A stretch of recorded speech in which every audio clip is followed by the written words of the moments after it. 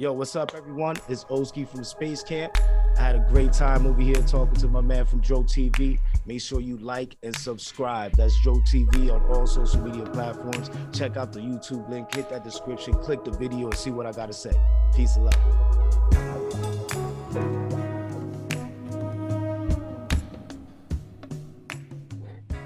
Welcome to My First Time, the show about your first time getting high on marijuana. I'm your host, Mike Freeman with Joe TV. Today, I'd like to welcome our guest, Oskee from Space Kamp. Red eye flight, eyes red. Feel like every night in another bed. Yeah. No matter how far we can go, look up at the sky, see the same stars glow. Ooh. What's happening?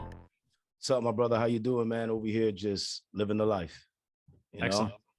I'm doing well. I appreciate you coming on Joe TV today. You can find more of Space Kamp.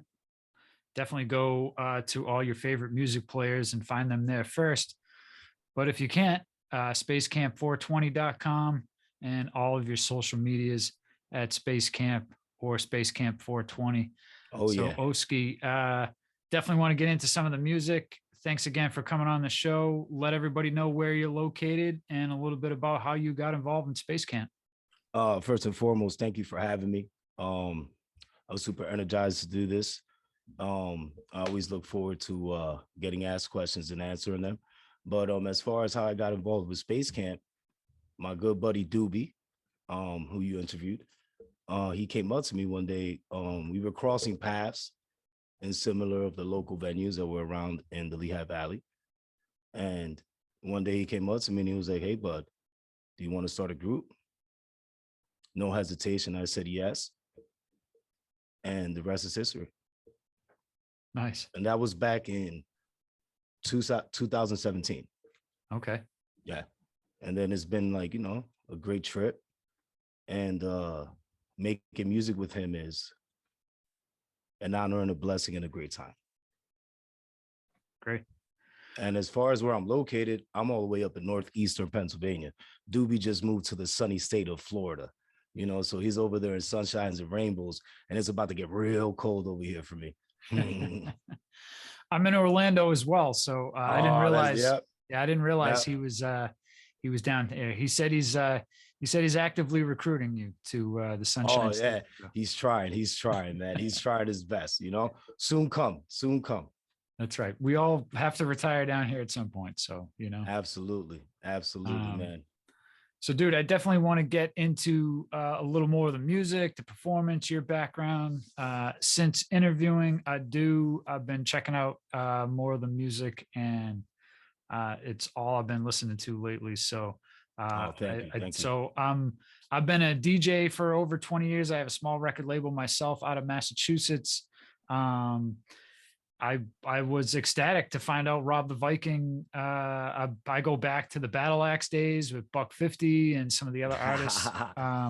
So the fact that he produced both your albums is incredible as well. But before we get into all that, I want to know about the first time you got high. The show is My First Time. I'm sure you got a great story. I'd love to hear it. Well, the first time I got stony, I was a teenager. All right, probably had to be freshman year in high school. I was just with my buddies, man, and a good friend of mine. I found out he smoked, right? And I was just always I was an athlete, right? Around that time, I was super into baseball, super into sports. I was like very strict, no drinking, no smoking. And my good friend, my best friend, he smoked.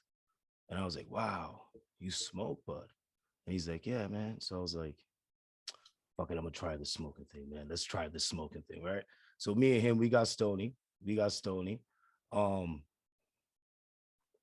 ended up going to a Chinese spot, right? It was on in Jersey on 70th and the Palisades. All right. We went to this Chinese spot and I pigged out. Right? This isn't all you can eat joint? Nah, I just bought a bunch of combinations and pigged out.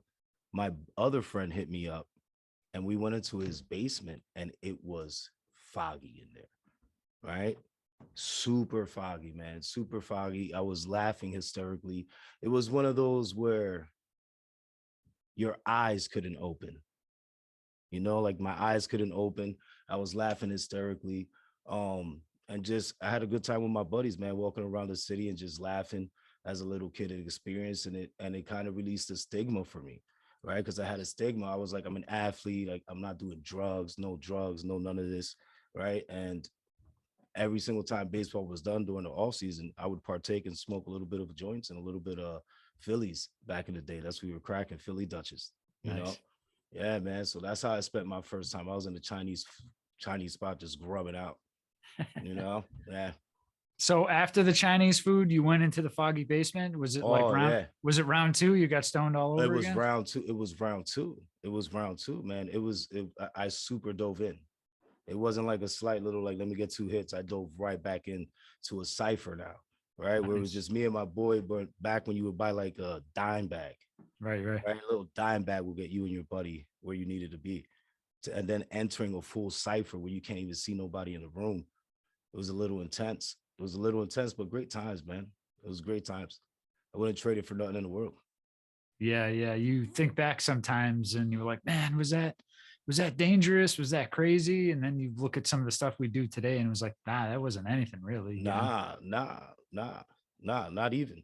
Not even, not even because I smoke way heavier than I do now, Yeah, than yeah. I used to back in the day. Yeah, that's first and foremost. My intake level is nothing compared to what I was like in high school. Sure. So to like I was scared at that point. And then like even going home, talking to the parents, like, damn, do they know I smoked? And then my mom would look at me and she'd be like, are you on that funny stuff? Are you on that fun? Because my mom used to probably partake back in the day. Sure. My mom's an older woman, so she was around during the 60s and 70s, so she probably partook with her sisters and stuff and her brothers. So she always used to call me, you're funny stuff. Your eyes are super chinky, my son. What's wrong? And I was like, oh, super paranoid. That was the only time I got paranoid was that walk home, like, oh, how am I going to avoid this? I don't want my mom to know. And Yeah, now yeah. she's cool with it. Did she just bust your balls or did you actually get punished for it? Oh, yeah. She just used to bust my balls. She used to bust my balls. That was all, you know? Nice. Nice. So your family definitely has some musical background to it. What got you inspired into wanting to make music? It sounds like your family and Yeah. Yeah, is it man. something you do every day? I mean, yeah, man. Growing up, I played the piano, and my dad was really insistent on me playing classical music, Beethoven, Beethoven, Mozart, I should say, Bach, Chopin, all that good stuff. And I kind of, once I turned 12, wanted to start like making music. He said no. I went into baseball, and as I got older, I still had that like pursued to do music because that's all I saw from him every day. Right. That's the only person that's influenced me in music and how to keep pushing in like work ethic and writing and playing an instrument. He does it every day, man, every day. So I try to write every day.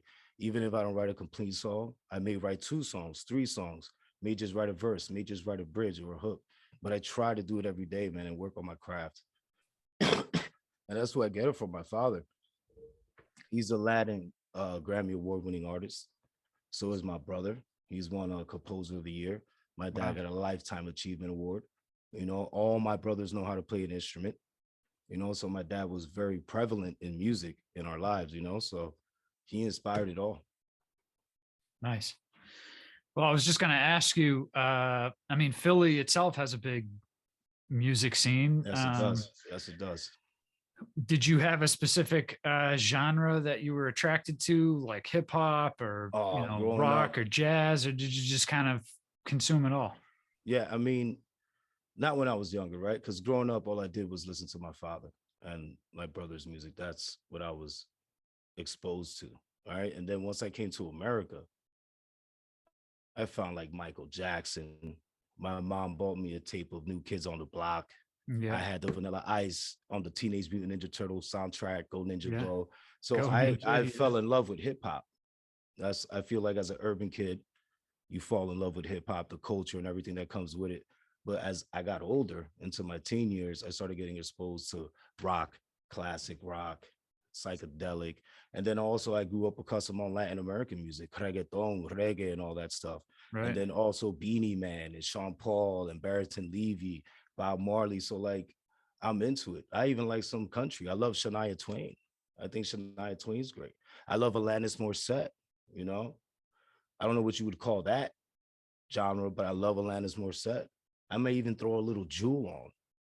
Like I'm not no discrimination here when it comes to music, man. I love it all. Yeah, yeah. Yeah, I go through the same thing sometimes. Like the game, the rapper. I Yeah, can't stand him as a human being, but I like some of his music. Um, and so, things will happen, and I'm like, man, I still like the music. I don't always like the yeah, person, but yeah. um, and especially I think with weed, uh, there's songs. It's like almost a snapshot of a time in history. You just bring you right Yeah, back to where you were. Oh my God, I remember this song and where I was. And um, so yeah, music is huge. I think definitely in the yes. cannabis realm as well. Yes, it is. Yes, it is. And it keeps growing every day, man. We have a lot of great artists out there, spreading the message of peace and love and cannabis use and the medicinal purpose of it. And it's a medicine and all that. So I think we have a real good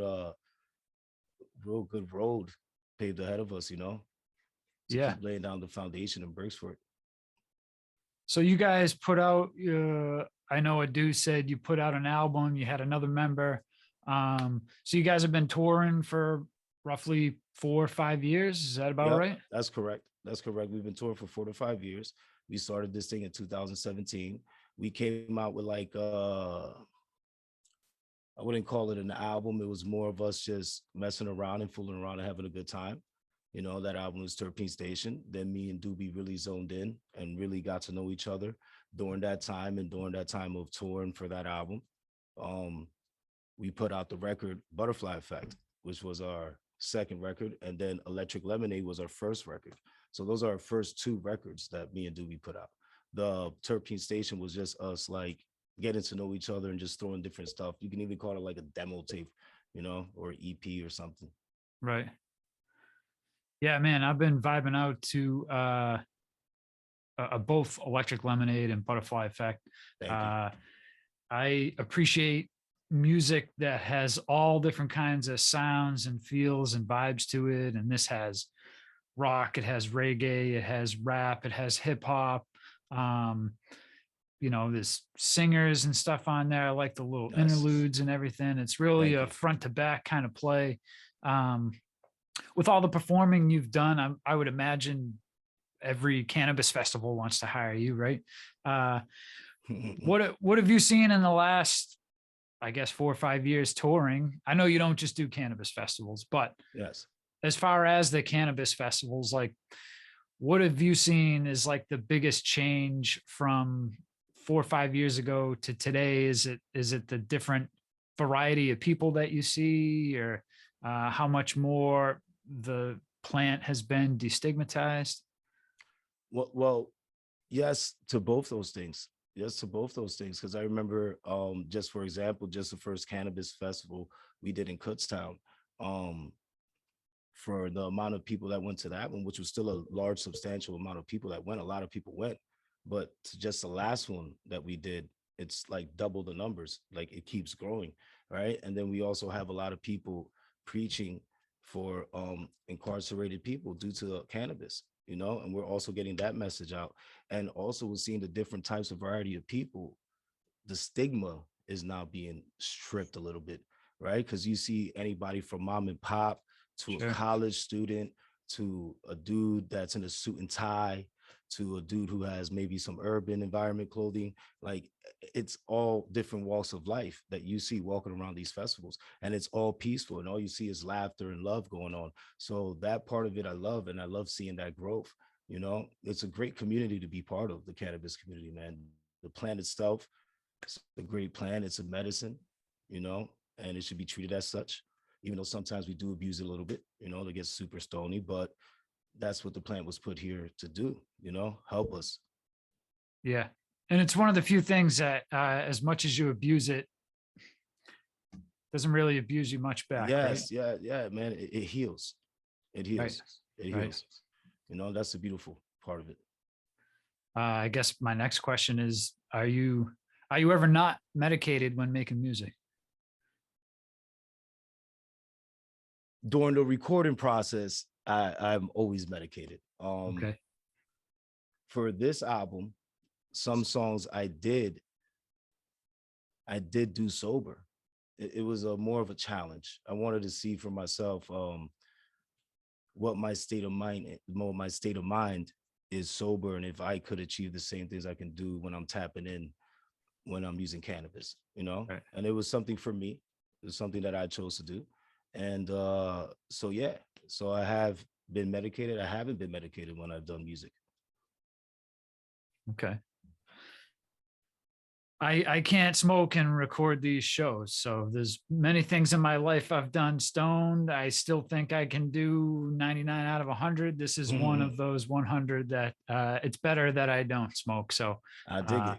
I dig it. I'm curious as the creative process, because you look at somebody like Jimi Hendrix, right? And I don't know that the guy would have made the music he did if he wasn't on some crazy drugs, right? That's very true, man. That's very true.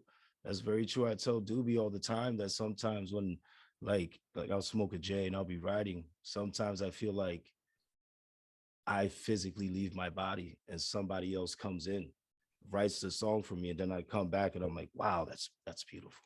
That's a great song. That's a great song, And I feel like that's how a lot of artists actually make greatness. They hit that zone, man, and they're relaxed and they're just tapped in with the universe and everything is flowing and it just comes out so naturally and you make beautiful art. Hey everybody, I want to quickly mention Food Forest Abundance. Food Forest Abundance is a great way to create your own self-sustaining food forest and naturally occurring ecosystem that's commonly found in nature, but designed specifically for you. Through multiple layers of trees, shrubs, herbs, vines, rhizomes, mushrooms, and perennial vegetables, you can become your own supply chain without the typical maintenance required of a garden. From small spaces to large areas, both urban and suburban, Food Forest Abundance wants us to get back to our roots in nature by engaging with our food production in a meaningful way. For more information, click on the link in the description below and start your journey today. Okay, let's get back to today's episode. Yeah, I've heard other musicians like yourself say that they feel like they're like possessed or something comes over them. I used to want to be a stand-up comedian. I would always write jokes, and I found one of my notebooks the other day, and I'm like, not only is this stupid, but did I even write this? So do you ever go back when you've sobered up and you're like, man, how did I come up with this? Or this doesn't even make any sense. Yeah, all the time, man, all the time. And I feel like as an artist or even somebody who's aspiring to be a stand-up comedian is that sometimes you surprise yourself in the things you're able to do. And that's what it really is. It's like, wow, I can't believe I wrote that. Like, I forgot about this. Can't believe that's actually really good, but that's you just surprising yourself because you're limitless. You just got to tap in. Yeah. None of it was good though. I'm sure it was. Well, growing up in Massachusetts, kind of the Boston kind of attitude. It's like real, like Philly, like ball busty. Yeah. You say you go hard, and a lot of times my jokes were they were either mean or inappropriate, and I'm like, almost like Bill Burr. Isn't Bill Burr from Boston, right? Bill Burr is 100% from Boston. I love that dude. That dude's hilarious. Yeah. That dude's hilarious. But he's funny. My shit wasn't funny. So, but it's all good. It's all good. Everybody aspires to be many different things, and eventually the path leads you to, to where you ought to be. And I haven't completely given up my dreams, but I'll just keep it a dream for now. So I dig it, my brother. How much does psychedelics play a role in making music? Oh, the expansion of the mind is a wonderful thing, my friend. It's a wonderful thing. It can be damaging to some people, and it can be very beneficial to a lot of people if it's done in the right way, in the right setting, you know. Psychedelics for me have played a pivotal part in my life, you know, kind of straightened me out, made me focus on what's important, you know, and really opened my mind to a lot of great ideas and the beauty of creating art, really, really, you know, because I've always done it in a setting where I'm trying to gain something. I'm trying to experience an emotion or a feeling or just gain something through this. Like I used to do it like recreationally, you know, fooling around with my friends. But now, if I do psychedelics, it's because I want to dive in deep within myself and unlock Sure. a new level, you know, spiritually. And I think it plays a pivotal role. Look at the '60s. Look at the counterculture of the '60s, Sure. and how everything from art, clothing, Andy Warhol to like even George Lucas, right? You have Sure. Gonzo. Like there's so many things that change just from psychedelic use. And I love that now we're starting to dig back into that and really starting to test this out and give people a different option in the medical field as a doctor to take something that can help them for anxiety or PTSD and all these things that come along with it, that it's, I'm not going to say it's curable, but at least it'll help them treat it. Yeah, it is crazy to think. I'm 40 years old, and I I thought weed would at some point be at a point, not maybe not legalized like it is in some states, but I thought Yeah. it would be accepted a little bit more. Like I've been, you go to Europe, it's illegal, but they don't really care, Yeah. right? Yeah.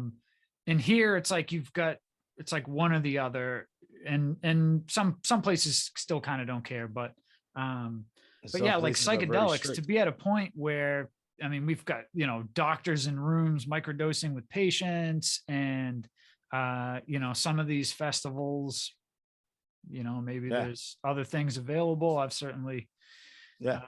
uh, been a purchaser. Um, but but yeah, I think psychedelics are huge. As far as my girl, I finally convinced her.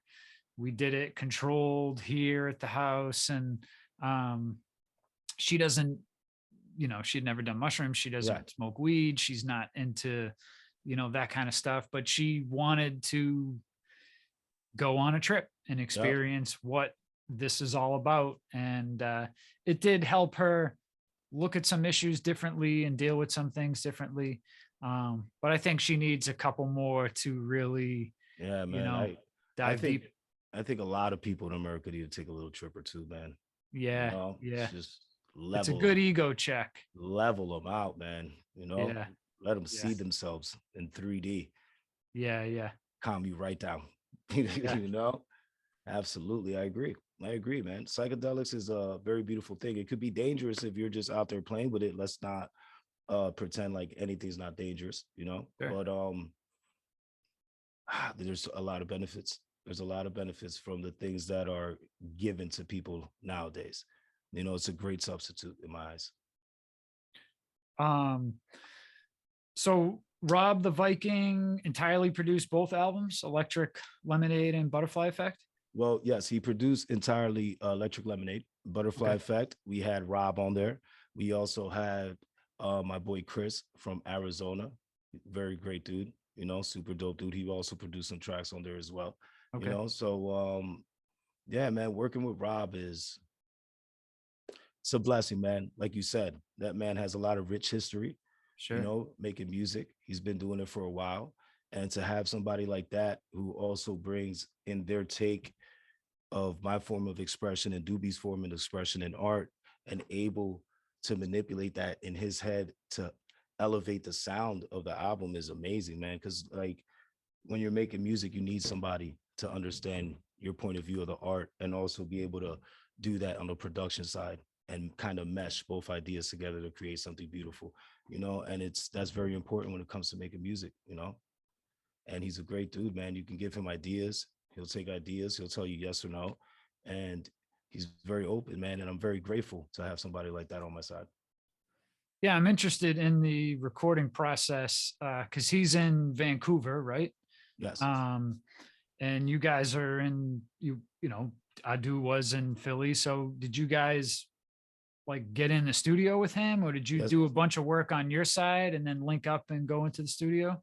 Yep. For the first one, for Electric Lemonade, we were in Vancouver, Nanaimo. And we were with Rob for a whole weekend locked in over there in Okay. the chamber studio. And for this one, it was a little tough. It was a little tough making this one because this is during the pandemic, borders are closed. You know, it was a lot of emailing and FaceTime and Right. time in between creating. And Right. sometimes that can suffer because you can't hop right back into that creative lane with what you were thinking on Sunday. It's Wednesday. A couple days have passed. You don't have that same feeling anymore, you know? So it was tough. It was tough making Butterfly Effect, but it was like we learned a lot from it. We learned a lot from it and we got better in other areas from it, you know? Other areas we were not so strong in, you know, we got stronger in, you know, and learned learned more patience, right? Because we want these songs to be finished by a certain time. But Sure. once again, we're working with emails and FaceTimes and phone calls, and people are busy. People have lives, you know, and Rob's a very busy dude.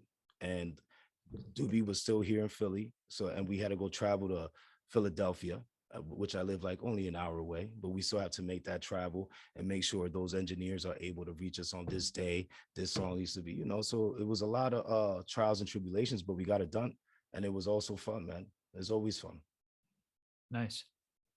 Well, I know the Electric Lemonade it was released this year, so I'm not trying to Butterfly not trying to say Effect.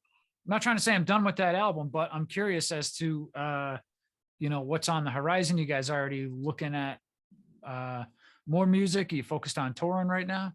Ah, man, there's always more music on the horizon, right? Nice. Me and Doobie are always working on music, you Love know. We may have something in the works. Cooking up. We're always working. As far as shows come, you already know November we'll be down at the Florida Cannabis Festival in Mount Dora. May have a couple shows before then, that weekend as well, down in Florida, you know. And we just finished a little run over here in Pennsylvania, Virginia, and New Jersey. We were blessed to do Music Fest this year again, but we had a main stage, Plaza Tropical, which was super groovy. That was our first time. That was a super blessing, man. And we've been, you know, just rocking out doing shows, man. Excellent. And you guys are going to be, I forget the name. Is it Jeff and Tammy? They put on the Cannafest. Zick, the Zick man. Yeah, the yeah. Zick man. Yeah. That's going to be in, that's next year in Pocono Raceway. That's Okay. going to be super cool. That's going to be super cool just because they race cars there. Yeah. Right. And I've heard it's very loud when a car whizzes by. So just imagine live music and the acoustics and the sound and all that bound. Like I'm very ecstatic for that. Yeah. And I'm excited to see you guys at Cannafest November 5th and 6th in Mount Dora here in Central Florida. And I'll definitely have to keep an eye out on the page and definitely let us know any other dates that you have here in Florida so we can post it on the page and help promote as well. Absolutely. Because I'd definitely love to. Like I said, one of us has to be at the booth the whole time. So one of us is going to have to catch like half the show and then the other one go back and switch off. So if you guys are performing around here, then I'd definitely like to come see that as well. So I dig it, man. Yeah, we're trying to get Florida. We're trying to do our thing in Florida. Doobie just moved out there, you know, just last year, and he's a family man. So imagine all the stuff he has to go through with his family, just getting them set up there. And now that he's finally set up there, he got his feet on the ground over there moving. We'll get some shows in Florida. Excellent. Oskee, it's been a pleasure chatting with you, my friend. Let everybody know where they can find more of you. Well, you can find us at Space Kamp. That's on the social medias, Camp with a K. And that's on IG, Facebook, all that good stuff, TikTok, all that stuff. And if you guys want to hit the email, spacecamp420 at gmail.com, and make sure you check out the website, spacecamp420. Awesome. Definitely go check out some of the music. If you've got Apple Music, Spotify, whatever, go check out Space Kamp. Guaranteed you'll like one of them. There's lots of different vibes there, lots of different tunes. Homegrown, New Strain is like, I've played that like 100 times. Oh, thank you, my brother. Well, Homegrown, I'm digging. I've kind of gone back and forth. I like the one album I listened to like 2-3 times, and I went to the other one, listened to 2-3 times. So now I got to go back and check out that first one as well. Oh yeah. And yeah, like I said, excited to meet you guys and watch you perform in November. And thanks again for coming on the show. If you're watching this on YouTube, make sure you go down and smash that like button from my man Oskee here and the fellows from Space Kamp. And make sure you subscribe to Dro TV as well, because otherwise you would miss awesome guests and dope interviews like this one. So Oskee, thanks again, my friend. And to everybody tuned in, that's it for today. We'll catch you on the next episode. And as always, smoke them if you got them. Peace and love. What's up, Dro TV family? You can now stream the audio version of all these episodes on your favorite podcast player. And if you like more episodes like this, check out this playlist we put together over here for you. And if you haven't already, subscribe to us on YouTube. You don't want to miss more great content from Dro TV. Thank you for tuning in. And as always, smoke them if you got them.